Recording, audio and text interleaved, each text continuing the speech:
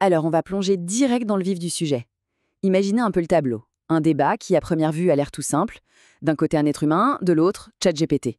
Et ils s'affrontent sur une question qui déchaîne les passions depuis des décennies. Et là voilà, la fameuse question. C'est léger, c'est amusant, on est d'accord, mais en réalité, c'est le prétexte parfait pour aller creuser bien plus loin, pour comprendre comment on construit et surtout comment on déconstruit un argument. Alors, qui sont nos deux combattants? D'un côté, on a l'humain qui défend avec passion sa position. Oui, un hot dog est un sandwich. Et pour gagner, il est prêt à tout. De l'autre côté, ChatGPT, qui reste sur une ligne purement logique. Non, un hot dog, c'est une catégorie à part. Le décor est planté, et le duel s'annonce fascinant. Mais voilà, et c'est là que ça devient vraiment intéressant. En fait, on s'en fiche un peu des hot dogs. Cette confrontation, c'est surtout un cas d'école sur l'art d'argumenter. Et plus précisément, sur tous les petits pièges de raisonnement dans lesquels on a tendance à tomber. Et pour ça, il faut qu'on parte d'un concept clé, le sophisme logique. Alors qu'est-ce que c'est? Eh bien, c'est une technique de persuasion qui a l'air très convaincante, mais qui, si on y regarde de plus près, est en fait complètement bancale. C'est un argument avec une faille cachée. Et notre débatteur humain va en utiliser tout un tas, volontairement. Bon, assez de théorie, passons à la pratique. On va décortiquer ensemble quelques-uns des sophismes les plus connus que notre humain utilise dans cet échange, pour voir comment ça marche en conditions réelles. Le premier, c'est un grand classique, on l'a tous déjà entendu ou même utilisé, c'est l'appel à l'autorité. L'idée, c'est de dire que si une personne connue ou respectée affirme quelque chose, alors ça doit être vrai. Point final. Et voilà comment ça se matérialise. En sortant le nom d'un chef mondialement connu, l'humain essaie de clore le débat. Pas avec une preuve, non, mais avec le poids de l'opinion d'une célébrité. C'est une tactique habile, mais ça ne constitue en rien un argument logique. Allez, on enchaîne avec le deuxième, la pente glissante.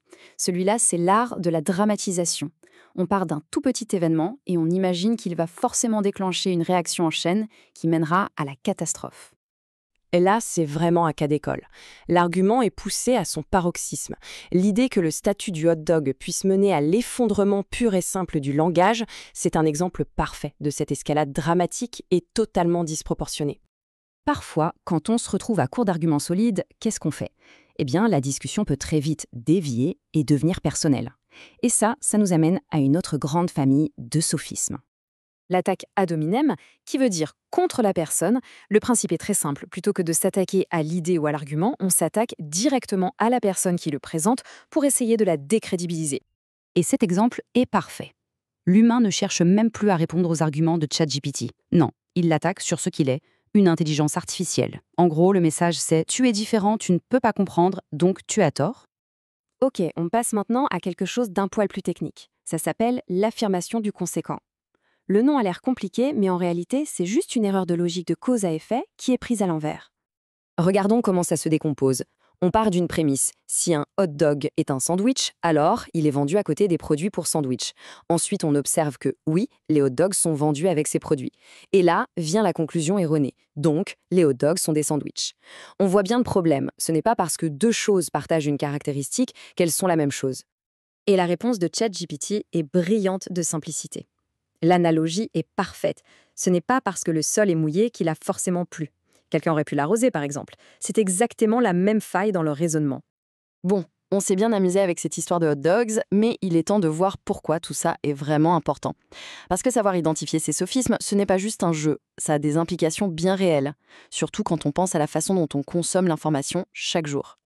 Cette réplique de l'humain, elle est cruciale. Il met le doigt sur son propre biais, le fameux biais de confirmation. En gros, il admet que son opinion est renforcée parce que tout son entourage pense comme lui. C'est une question centrale à notre époque. Alors, la question, c'est comment on fait pour sortir de sa propre bulle de filtre? Il existe des outils conçus pour ça, comme Ground News. Le principe est simple. Pour une seule et même actualité, la plateforme montre comment elle est couverte par des médias de différentes orientations politiques. Ça permet de voir une image beaucoup plus complète. Regardez cet exemple concret, il est très parlant. Une affaire judiciaire au Maroc. Si on ne s'informe qu'à travers des médias orientés à droite, il y a de très fortes chances de passer complètement à côté de l'info. Seulement 13% de couverture. Ça montre bien à quel point nos sources façonnent et parfois limitent notre vision du monde. Et c'est ça le vrai point à retenir. La compétence qu'on utilise pour décortiquer un débat sur les hot dogs, c'est en fait un super pouvoir pour l'esprit critique. C'est exactement la même compétence qui sert à analyser un discours politique, une publicité ou un article de journal. S'il y avait une seule leçon à tirer de toute cette expérience, ce serait celle-ci. Un argument peut être présenté avec beaucoup d'émotion, de passion, de conviction, mais au final, ce qui fait sa vraie valeur, c'est sa solidité logique. Et pour finir, une petite question à méditer. Maintenant qu'on a tout ça en tête, lequel de ces arguments fallacieux est-ce qu'on remarque le plus autour de nous, dans les conversations de tous les jours ou dans les médias? Juste être capable de mettre un nom dessus, c'est déjà la première étape pour ne plus se laisser avoir.